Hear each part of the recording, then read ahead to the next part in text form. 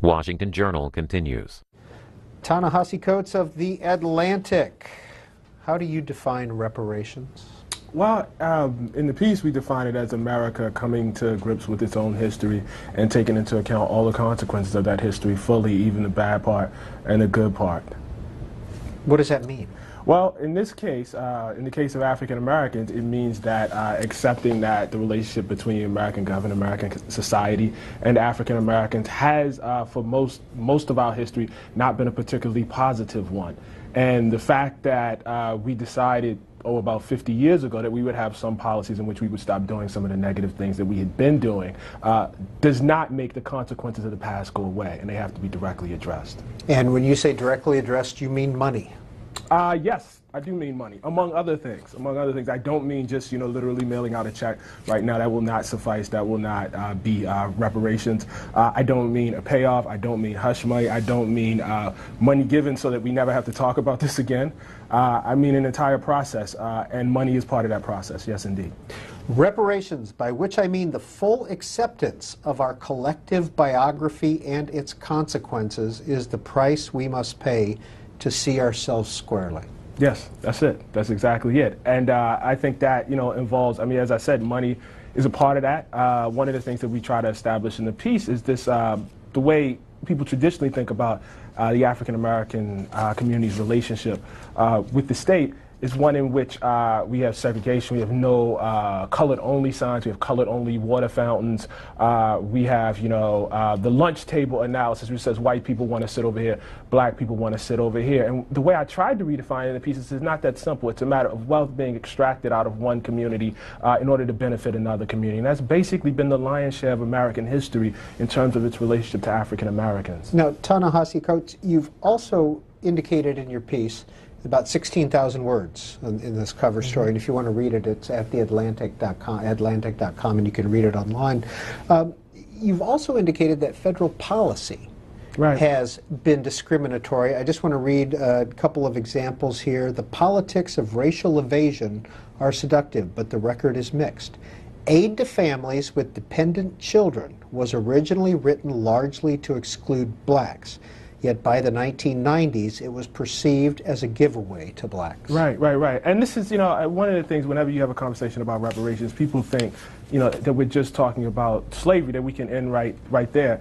But in fact, if you want to call it even at the onset of the 20th century, we can do that too. And you can still trace a line of policy meant to disadvantage African Americans. And part of that policy includes some of what folks consider, the most progressive policy to ever pass in this country's history. And I'm speaking of the New Deal, which was passed on the backs of white supremacy. It would not have been possible without white supremacy. Social Security was written in such a way so that when it was passed, 65% of all African Americans who would have been eligible, 80% of all African Americans in the South who would have been eligible were in fact not eligible. AFDC, welfare, what we call TANF now, was written in much the same way. Unemployment insurance was written in much the same way. The GI Bill was written in much the same way. Our housing policies passed by the FHA and the HOLC were also designed in much the same way to exclude African Americans. Largely, the mechanisms through which American families have built wealth in this country have, for the most part, excluded the black community. And so when we look out at the African American community and we see the problems that we see the socioeconomic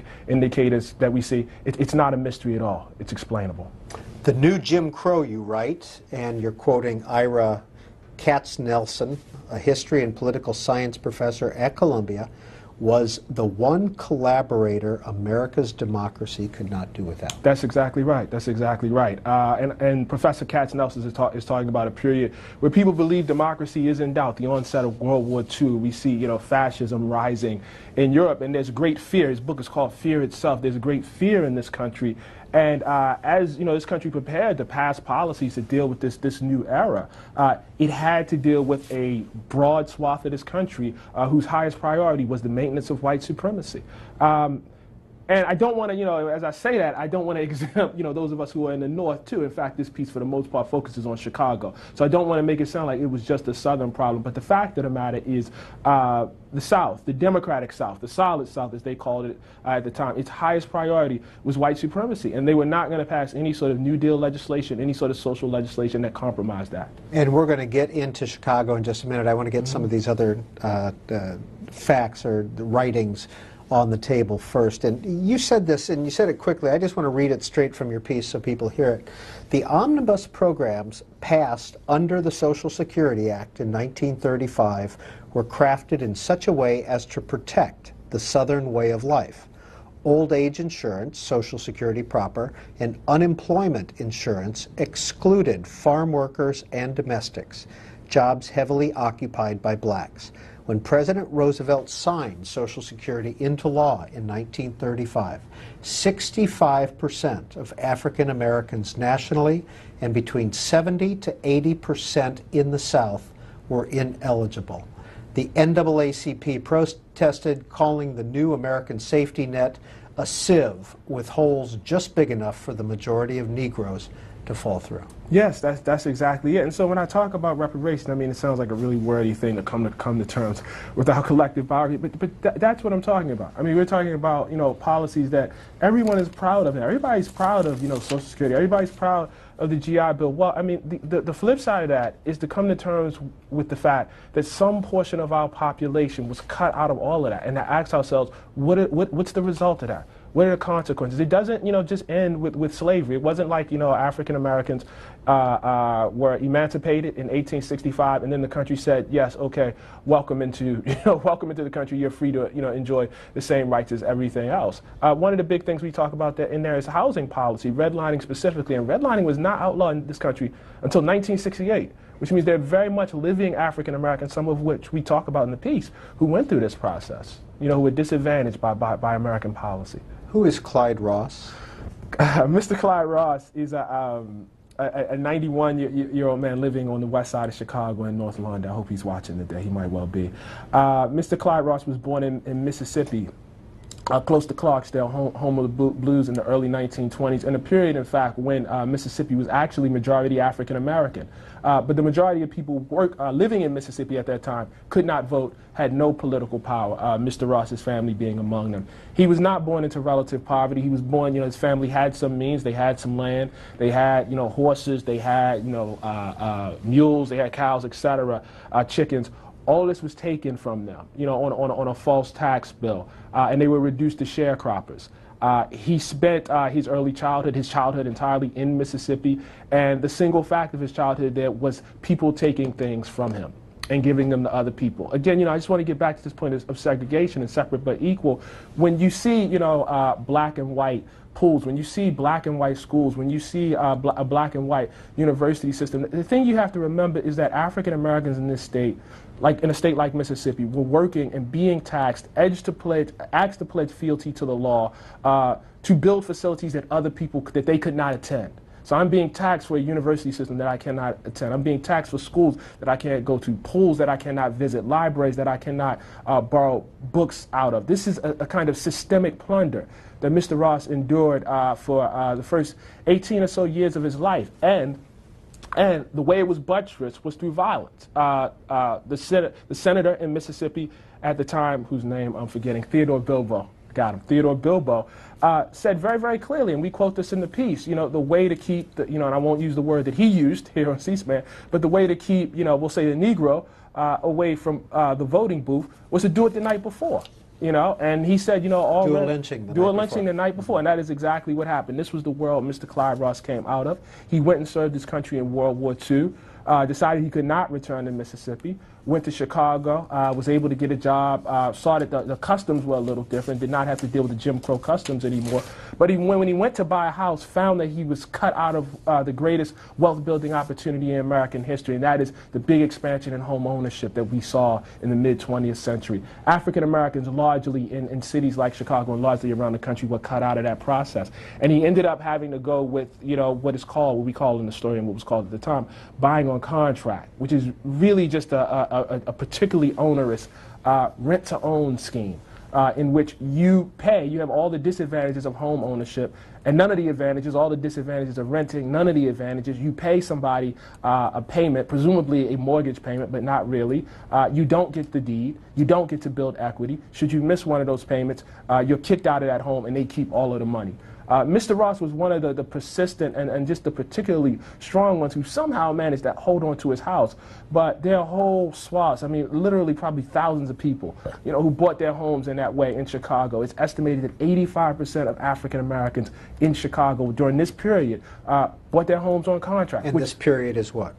1950s. Contract lending begins to end into the 1960s, so probably 40s to 50s is the period we're talking about.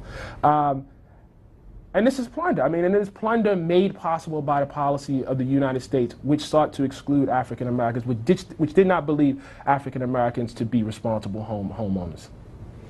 Like the Homeowners Loan Corporation, you write, the Federal Housing Administration initially insisted on restrictive covenants, which helped bar blacks and other ethnic undesirables from receiving federally backed home loans. By the 1940s, Chicago led the nation in the use of these restrictive covenants, and about half of all residential neighborhoods in the city were effectively off limits to blacks. What is the neighborhood of North Lawndale? Now? Yeah. Now the neighborhood of North Lawndale is one of the poorest neighborhoods in the city of Chicago. 95% black? 95% African American. It was not 95% African American, but Mr. Clyde Ross and the people we profiled and then moved there, but quickly became that way. And the thing that people have to understand about how this happened is there is a tendency to look at the way people move throughout a society, the way people relocate, and to think that people are merely just expressing their own, wish, their own prejudice. In fact, a policy like redlining, which meant that when African Americans moved onto your block, you were no longer eligible for FHA-backed loans. Everything, got harder. Getting investment in that area became harder. This was government policy. This was bank policy at the time. It militated towards a kind of racism, towards a kind of prejudice, towards people actually moving. White flight is the direct result of our social planning.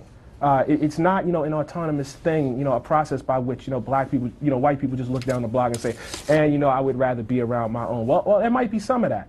There might be some of that. There might be some level of prejudice. But we had policies that basically buttressed prejudice, that made it very, very inconvenient if you were a white person and wanted to, live in an integrated neighborhood, wanted to see North Lawndale. And in fact, North Lawndale actually had activists who were trying to, create an integrated living environment. The policies of this country, the policies of the state of Illinois, the policies of Chicago militated against that. And what we have is the way North Lawndale looks today. Speculators in North Lawndale in the 50s and 60s and at the edge of the black ghettos knew there was money to be made off white panic. They resorted to blockbusting, spooking whites into selling cheap before the neighborhood became black. They would hire a black woman to walk up and down the street with a stroller, or they'd hire someone to call a number in the neighborhood looking for Johnny May.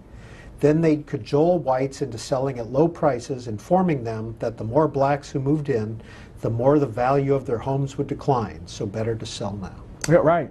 And again, I mean, this is private enterprise here. I mean, some of the lowest sort of private enterprise you can imagine. But if you have when I met Mr. Clyde Ross, first thing he said, I said, Mr. Ross, why did you leave Mississippi?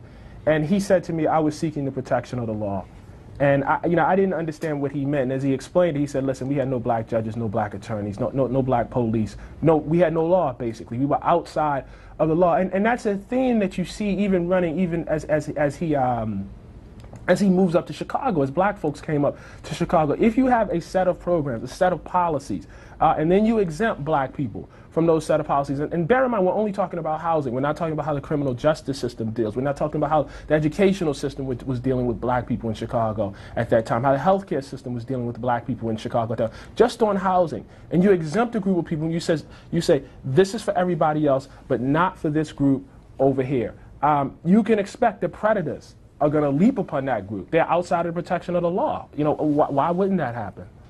Ta-Nehisi Coates is national correspondent, for the Atlantic. He's got the cover story this month. You can read it at Atlantic.com, theatlantic.com.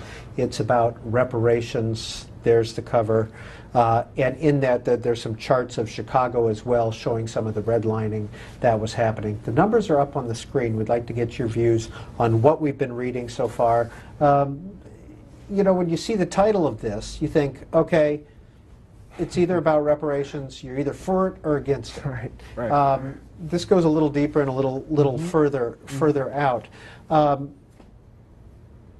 How long did you spend on this story, and how did you feel about the issue of reparations prior to your research? That's a great question. That's a great question. In 2010, I wrote a blog post, and in that blog post, I said that I was not in favor of reparations, and I wasn't at that time. But what became apparent as I read more, as I engaged in, some debates with other writers, around issues, relating to racism, around issues around some of the problems we have in the African American community, is that there was something that wasn't being talked about. So you take an issue, for instance, like schools, and what schools African Americans go to and why they go to those schools. Obviously, beneath that is where African Americans live. You take an issue like gentrification. Obviously, beneath that is how much money African Americans have to remain in neighborhoods that they want to remain in. And then you start asking the question, okay, well, why do African Americans live in certain places, and why do white people live in other places? Why are African Americans the most segregated minority in this country? Why is the wealth gap 20 to 1? What happened here? And you start going back, and it's very hard, to avoid the fact that, like, for instance, you mentioned the restrictive covenants. I mean, there are people who have deeds in this city or in other places right now, and they can show you the deed, and it says, this is not supposed to be given, to Jews, Negroes, or other undesirable minorities might be named on there. But our policies have been very, very explicit.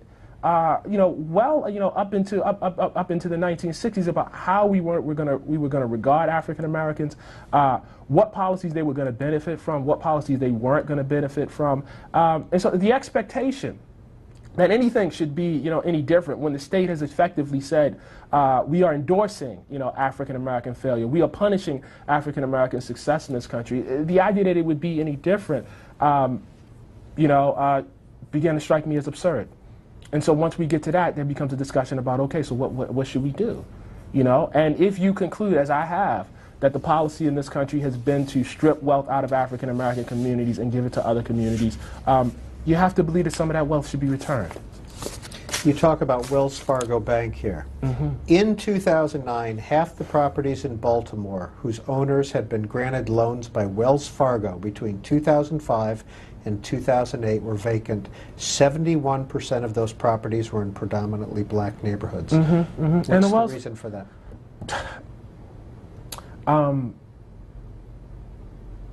It's very depressing to talk about this.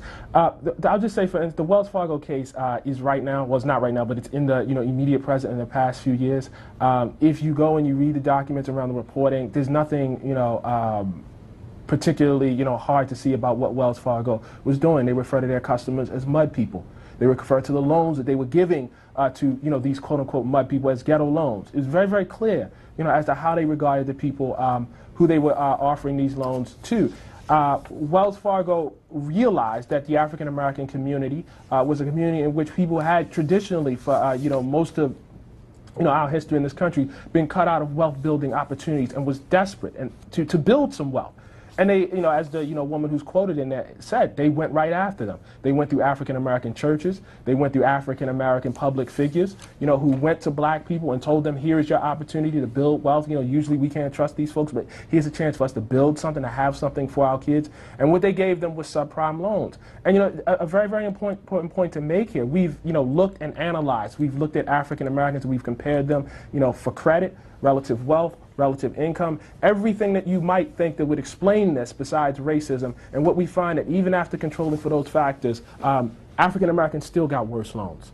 And what you see is the past making this possible, because it's the fact that these people are segregated and are sitting in this one particular area. It makes exploitation very, very efficient. I think we say in the story, like, shooting ducks in a barrel. They're all a fish in a barrel, I guess it should be. They're all right here. They're all in this contained space. You don't have to go look for your marks. They're all right there. And the reason they're there is because of American policy. Mr. Coates, you keep saying we wrote in the story, but your name is the only one on there. My name is the only one on there, but one of the things that happened was this was a 2-year process. And the reason why I keep saying we is because I think of my great editor, Scott Stossel, and my editor, James Bennett, and how much we went back and forth. I mean, if you're going to put a case for reparations on the cover, there's going to be a lot of back and forth. I think about, my great fact checkers, who went through every, the and then, to make sure that everything was correct. You know, my great copy chief, you know, Janice Kane, who, you know, made sure every sentence made sense, down to, you know, every period and comma, and you feel like it's a team effort. I did write it. You know, there are videos online that the great video team at the Atlantic did that helped illustrate this. We have the maps, you know, to see this as a full package. I'm sorry for anybody I didn't mention from the Atlantic. But it really was a collective team effort. That's why I keep saying we. Is there a book out of this? I hope so. All right, let's take some calls. I've spent enough time. Diana in Henderson, Kentucky. Thanks for holding. Republican Line. You're on with Ta-Nehisi Coates of the Atlantic. Mr. Coates, I did read your entire article in the Atlantic magazine. We have a subscription, and I discussed it with my husband. I have a very basic question for you. What is your interpretation of collective guilt? To be able to have reparations, you're going to have to convince a majority of the white population that they have collective guilt. Now, What's your definition of that, Diana? Okay, I am a Catholic, but I do not feel I have collective guilt for persecution of the Jews in the early church, nor the Spanish Inquisition. I am German, but I do not carry collective guilt for Hitler and his atrocities. I am white, and I am a child of the 60s, became of age in the 60s, and I have always felt like there was progress, and I am hurt by the idea that all white people in America have collective guilt for what happened to African Americans. It hurts me to my core. I love people. I treat everybody with love. And that's what I have to say. Diana, on the case for reparations, yes or no? Well, it depends. First of all, you have to convince me I personally have collective guilt. And then there's going to have to be a structure similar to Social Security or an office, a national office of reparations, where people would have to go to state their case, how they've been harmed by white people. And I think that's going to be awfully hard to implement. Mr. Coates, a lot there. Well, first of all, Dan, I want to thank you for reading. You obviously did read the article, and you even have some plans here. You went further than I did, so I really appreciate that's the first thing. I'd like to shift this frame away from one of collective guilt to one of collective responsibility, which I think is much more important. The thing, and I try to make this case in the piece. We recognize that ourselves as Americans, as part of a government, part of a larger state, part of a larger society. We understand that the state, the society, the government outlives us as individuals, that it does things that we individually did not necessarily do, and yet we are responsible for. I was obviously not alive when World War I was fought, but my tax dollars go to pay pensions for the families of veterans who served in World War I. I obviously was not alive at the time of the American Revolution, but I celebrate on July 4th just like everybody else does. When you're part of a country, when you're part of a state, you assume responsibility for what the state does. When we talk, and that outlives you. When we talk about, we have these conversations about the national, debt. We have these conversations about, climate change. When we have any sort of conversation about what the future of America is going to be, what do? We invoke our children. We invoke the world we're living to our grandchildren. We invoke a world beyond us. So somewhere within that is the notion that when you're part of a state, when you're part of a nation, when you're part of a society, that it's broader than you. A state in which you are only responsible for that which you individually do, which the actions that you individually take, is a failed state. It can't be possible. The state would have to regenerate itself virtually every generation. And a helpful way to think about this is what we've done with reparations cases in the past. Right now, the state of North Carolina is paying reparations to African Americans because for many years the state of North Carolina, its hospitals sterilized African-American women who were coming in for, either have babies or routine procedures. The state is paying out right now. Does that mean that every citizen in North Carolina sterilized African-American women? Of course it doesn't. Does it even mean that every person in North Carolina thought that this was a good idea? Of course it doesn't. But the state recognized that it has some sort of responsibility. In I believe, I'm going to get the year wrong, in the 1980s, when we made the decision to give reparations to Japanese Americans who were interned during World War II. Does that mean that every person who was alive during the 1980s thought it was a good idea to intern Japanese Americans during World War II? Of course not. Some of us weren't even alive. But we recognize the idea that things were done in our name. We are Americans. This whole idea of patriotism means something beyond ourselves. It means that we are responsible for things, both good and bad, that we do not personally do. When you have a policy that was done, policy that was executed in the name of our country, in other words, in our names as Americans, there's responsibility for that. There's responsibility when that policy is great. We love to stand up and talk about how great the GI Bill. Every president that runs loves to talk about how proud he is of the GI Bill and how great the GI Bill. Well, if you want to, talk about, what was good about American policy, if you want to talk about, America as this, beacon of democracy, all the great things we've done in our history, it is only fair. It's only fair that we talk about the bad things too and talk about the responsibility we have for those things. You don't get to just open up your paycheck and not open up your bills. You have to deal with both. That to me is an elevated form of patriotism. Ta-Nehisi Coates, I'm going to read a series of tweets, okay. And normally I wouldn't ask you to respond to all of these, but it's all along the same theme. Okay. I think you'll get the idea. Mm-hmm. Radical Taoist asks if you are an angry black man. Mm-hmm. Semiani says it's only the left loons who suffer from white guilt. Mm. And goes on to say that I'm real tired of race hustlers. Mm. Willard, America is broke. Should we borrow money from China to give black people? Life sucks for everyone. Get over it, get a job. Mm. If you weren't a slave, you deserve absolutely nothing. How many slaves are still alive? None. That's from Arnold Siegel. And still an individual says, your enemy is not white privilege, but social ideas like stealing pregnant girls from family neighborhoods to isolate in high-rise. What can you do about that?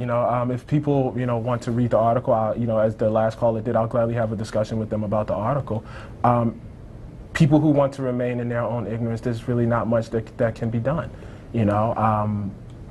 I'm obviously very, very enthusiastic about having a conversation, about people who take the issue seriously. You don't have to ultimately come down and agree with me, but that's the world. Ain't too much I can do about that. Where'd you grow up? Baltimore, Maryland. And where'd you go to school? Public schools in Baltimore, Maryland. College? Howard University here, where I dropped out. I was never a good student. You dropped out? I did. You did not graduate? No. When did you become national correspondent for the Atlantic? Just in the spring, in fact. Excuse me. Just in the spring, just recently. But I've worked for the Atlantic for 6 years now. And even without graduating from Howard? Yeah, because I graduated, I left Howard, and during the period I was at Howard, I started writing. I've been writing since I was 20 years old. So for, oh my God, almost 19 years now. I've been writing for a while. And I had been writing before that. I've been writing since I was probably about 6 years old. My mother used to make me write essays whenever I did anything wrong. So I learned to read pretty early, so I've been reading and writing for, these have been the consistent things in my life. Excuse me. So I started writing while I was in college, and I loved it. I couldn't believe somebody would pay you to go out and ask questions, to report, to go out into a city like D.C. where I was, ask questions of local people that you were uniquely curious about, and then go and write it up. And I've been doing that ever since. Just want to read a little bit more from the case for reparations. As late as 1950, the National Association of Real Estate Boards Code of Ethics warned that a realtor should never be instrumental in introducing into a neighborhood any race or nationality or any individuals whose presence will clearly be detrimental to property values. A 1943 brochure specified that such potential undesirables might include madams, bootleggers, gangsters, and a colored man of means who was giving his children a college education and thought that they were entitled to live among whites, and the federal government concurred. That's a very, very important part. It's just absolutely, I mean, it's funny because when you write this, you have to like kind of deaden yourself emotionally. But when you hear it read back, it has an effect, shall we say. It makes you feel a certain kind of way. That's a very, very important paragraph, because what you see is a colored man of means, as they described it, you know, who is upwardly mobile, basically being equated with criminals. And listen, that was the policy of the trade group for realtors in this country. I mean, that's what it was during the time when we had, you know, the greatest home building, the greatest home owning boom, the greatest wealth building opportunities in our history. That was our attitude. We have some responsibility for that. Similar suits, you talked about reparations suits, similar suits pushed against corporations such as Aetna, which insured slaves. Yes. And Lehman Brothers, whose co-founding partner owned them. Yes, yes, yes. And you know, there's a great book by Craig Wilder, Ebony, excuse me, I'm so sorry, Ebony and Ivy, which is all about the Ivy League schools, you know, in the North, and how many of them and how much, to a great extent, their wealth is built, you know, off of slavery.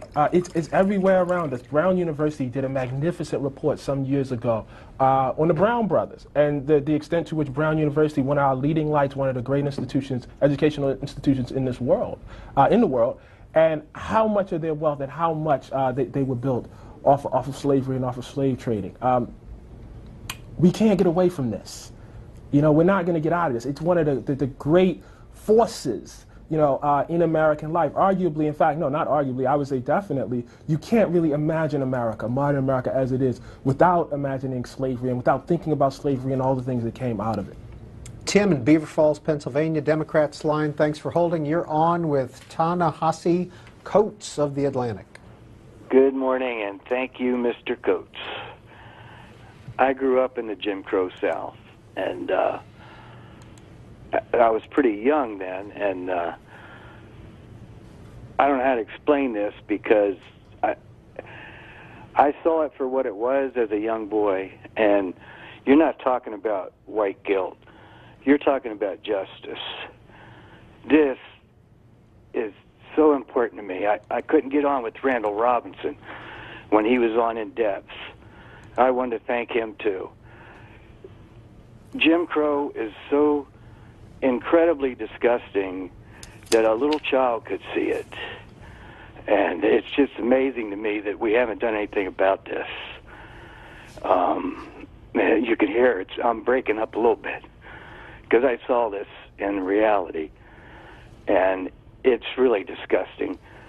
And if we did, I don't know what we could do, because it's very difficult. But I know what I would do, and everybody would be really mad, is I would give free education to every African-American person in this country, and I would make sure it was a good education. And I would help them in every way I could think of. And, well, I'm breaking up too much. Thank you. Thank you. Mr. Coates, you don't really go into the No. how. No. The hows. And you know, one of the reasons why I did that is because when you talk about reparations, you're talking about 250 years of enslavement in this country. People often forget African Americans were slaves, you know, in the colonies and in this country longer than African Americans have been free in this country. So you're talking about 250 years of plundered labor, of theft, and it doesn't end there. After that, you're talking about 100 years of, you know, the greatest wave of domestic terrorism that we've ever seen in this country, directed at African Americans. You're talking about the overthrow of Reconstruction. You're talking about the basic plundering of the right to vote for African Americans in a broad swath of this country where most of them lived. And so you're talking about basically a non-enforcement of constitutional amendments. You're talking about the plunder of tax dollars to put up institutions that African Americans were excluded from. You're talking about the plunder of land, as we talk about in the case of Clyde Ross, of property, of body. One of the most heartbreaking stories in this comes towards the end, where Mr. Ross talks about his brother, Winter Ross, who had an epileptic seizure in town and was taken into Parchman Parchment farm. And anybody who knows anything about parchment knows that it was effectively slavery in the 20th century. Mr. Ross It's a Mississippi prison. It's correct? a Mississippi prison, yes. Mr. Ross and his family heard that his brother was there. They went to get him, and they were told that he was dead. And they were shocked to hear this. Nobody had informed them of this. They asked for his body, and they said, well, what do you want with his body for? You can't have that. He never saw his brother's body. His body was effectively disappeared off of the streets of America. That's an individual example. We, have to deal with New Deal legislation that effectively, cut African Americans out of all these wealth building opportunities that the rest of America enjoyed. The shape of our cities could not be what they were without white supremacy. It's just impossible to imagine. We wonder why in a city like D.C. where we live, or as it was, I know D.C. is changing, why African Americans live on one side of the park for the most part, and why they don't live on another side of the park. We think this is magic. We think it just sort of happened out of nowhere. It's a big bill. It's a big bill, and once the bill is tallied, we then, which I'm pretty sure we're going to find out we can't quite pay off, right away. Nothing can make this totally right. Well, okay, but what can we do in lieu of that? What can we do? And what's the best way? What's the best way for, once we've acknowledged our history, what's the best way? America begins in black plunder and white democracy, two features that are not contradictory but complementary. You write, in 1860, the majority of people living in South Carolina and Mississippi, and about half those in Georgia, about 1/3 of all Southerners were black. The state with the largest number of enslaved Americans was Virginia, where in certain counties, some 70% of all people labored in chains. Nearly 1/4 of all white Southerners owned slaves, and upon their backs the economic basis of America and much of the Atlantic world was erected. In the 7 cotton states, 1/3 of all white income was derived from slavery. By 1840, cotton produced by slave labor constituted 59% of the country's exports. The web of this slave society extended north to the looms of New England and across the Atlantic to Great Britain, where it powered a great economic transformation. Whoever says industrial revolution, wrote the historian Eric J. Hobsbawm, says cotton. Next call, Jim in Midland, Texas. Hi, Jim. Hi, how you doing? Good. Please go ahead, sir. Yeah, thanks for C-SPAN. How you doing, Mr. Coates? I'm all right. How about yourself? Oh, I'm doing good. I just got 2 quick questions. I look at things in kind of a broad way, I guess, but how many, the first question, how many generations of white people is it going to take to before it, I mean, the white people are going to be basically racist for how long because of slavery? How many generations is it going to take before that smooths out? Or and the other question is, what is your definition of racism? Thank you very much. Okay. All right. Well, I'll take the last one first. At a root level, the basic belief that because of something in your bones, something, genetic about you, it makes you superior to somebody else. That's my basic definition, of racism. And everything that follows from that, the right to subjugate people because they're inferior to you, the right to take possession of people's bodies, take possession of people's property, take possession of people's families because you feel that you're superior to them. Second question is much more difficult. As a lot of people have pointed out, and I'm the first to acknowledge this. We have an African American president. That must necessarily mean that we aren't quite as racist as we were, say, in 1968, or certainly not in 1948, or certainly not in 1848. So we are making progress. I believe that reparations is part of that progress. I don't see it, as over the long term a divisive process. I think it's a process by which we end this sort of situation where we look at each other across the room, and I have this feeling that someone is taking something from me, and you have a feeling that something unfair that you can't quite name happened here. I think reparations is part of the reparative process. One of the examples we talk about in the piece is the example of Germany paying reparations to Israel. And I think there's a strong argument that deal was as good for Germany as it was for Israel, and perhaps even better. The world you have to imagine, the world we all have to imagine, is a world in which, what if Germany did nothing? What if Germany said nothing? What if it never apologized? What if it, or maybe, gave some sort of, pro forma apologize, never paid anything for the folks that it victimized during World War II? Is that a world that we want?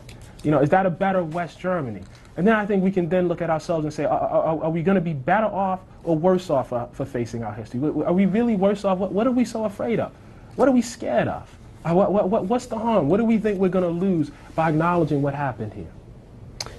TheAtlantic.com is the website. If you want to read Ta-Nehisi Coates' piece, The Case for Reparations, about 16,000 words, potentially a book. He worked on it for about 2 years. There it is. You can go online. Can people contact you online? Yes, they can. From the piece. I'm back on Twitter. That's the easiest way. I probably shouldn't say it so C-SPAN. At Ta-Nehisi Coates. It's easy. Twitter's probably the easiest way. Twitter's the easiest way? Yes. Okay. Tina in Alexandria, Virginia, we've got about a minute left.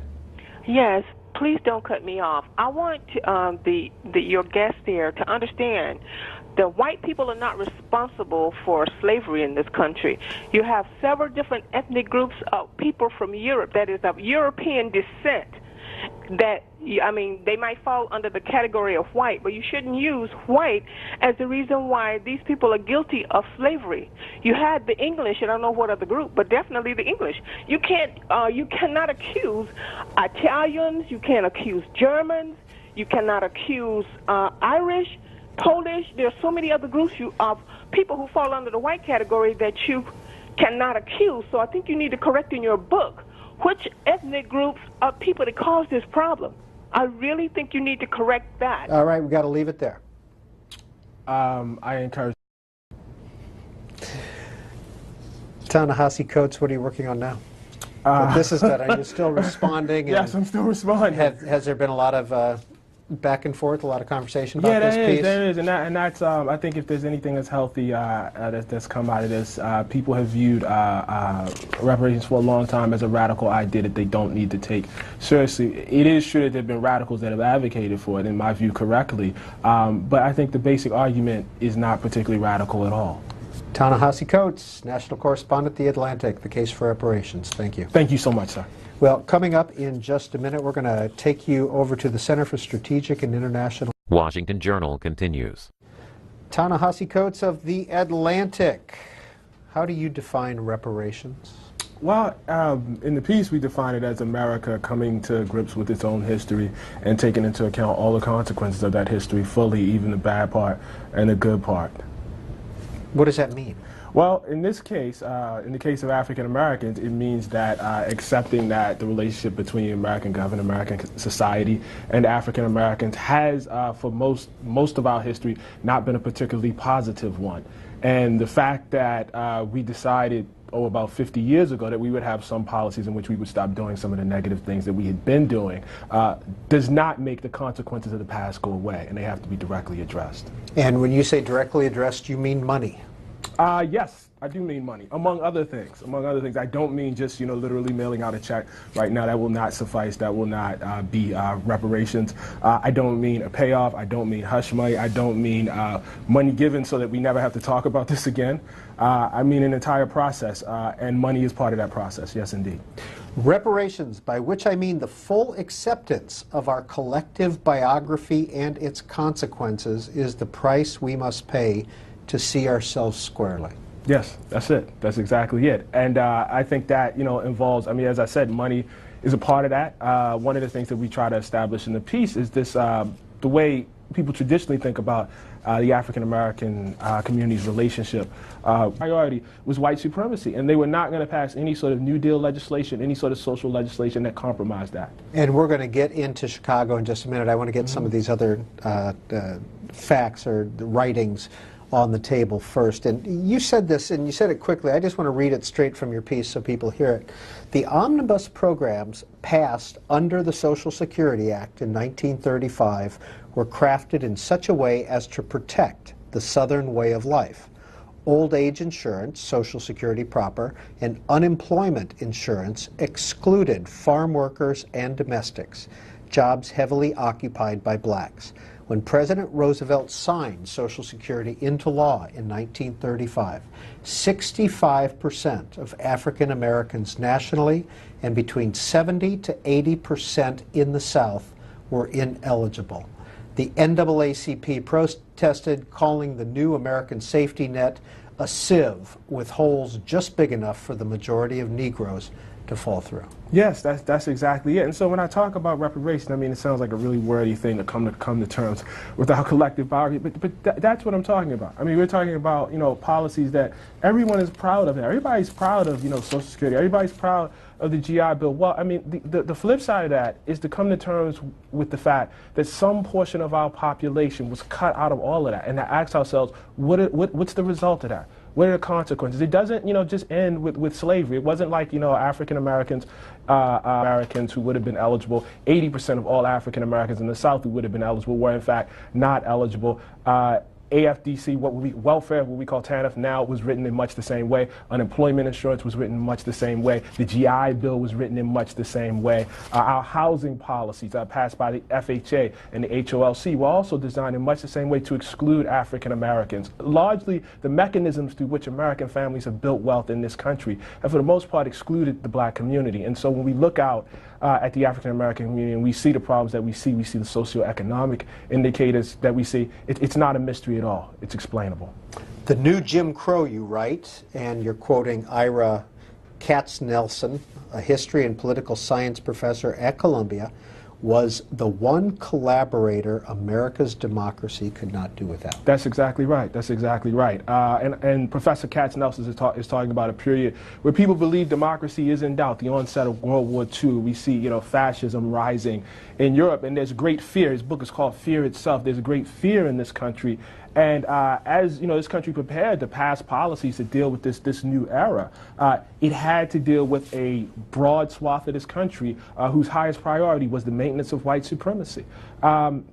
And I don't want to, you know, as I say that, I don't want to exempt, you know, those of us who are in the North, too. In fact, this piece, for the most part, focuses on Chicago. So I don't want to make it sound like it was just a Southern problem. But the fact of the matter is the South, the Democratic South, the solid South, as they called it at the time, its highest were emancipated in 1865, and then the country said, yes, okay, welcome into the country. You're free to, you know, enjoy the same rights as everything else. One of the big things we talk about in there is housing policy, redlining specifically, and redlining was not outlawed in this country until 1968, which means they're very much living African Americans, some of which we talk about in the piece, who went through this process, you know, who were disadvantaged by American policy. Who is Clyde Ross? Mr. Clyde Ross is a 91-year-old man living on the west side of Chicago in North London. I hope he's watching today. He might well be. Mr. Clyde Ross was born in Mississippi, close to Clarksdale, home of the blues in the early 1920s, in a period, in fact, when Mississippi was actually majority African American. But the majority of people living in Mississippi at that time could not vote, had no political power, Mr. Ross's family being among them. He was not born into relative poverty. He was born, you know, his family had some means. They had some land. They had, you know, horses. They had, you know, mules. They had cows, etc., chickens.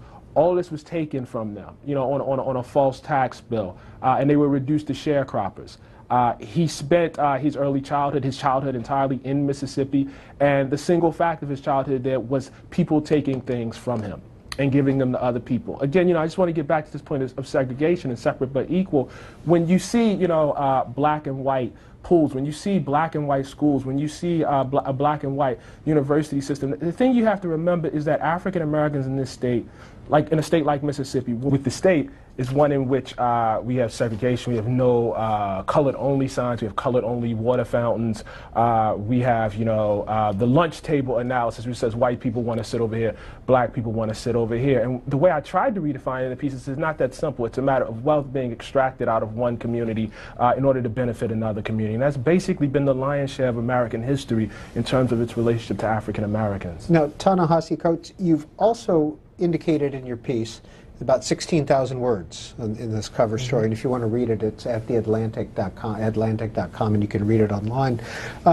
You've also indicated that federal policy has been discriminatory. I just want to read a couple of examples here. The politics of racial evasion are seductive, but the record is mixed.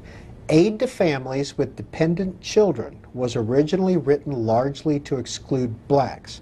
Yet by the 1990s, it was perceived as a giveaway to blacks. Right. And this is, one of the things whenever you have a conversation about reparations, people think, that we're just talking about slavery, that we can end right there. But in fact, if you want to call it even at the onset of the 20th century, we can do that too. And you can still trace a line of policy meant to disadvantage African Americans. And part of that policy includes some of what folks consider, the most progressive policy to ever pass in this country's history. And I'm speaking of the New Deal, which was passed on the backs of white supremacy. It would not have been possible without white supremacy. Social Security was written in such a way so that when it was passed, 65% of all African Americans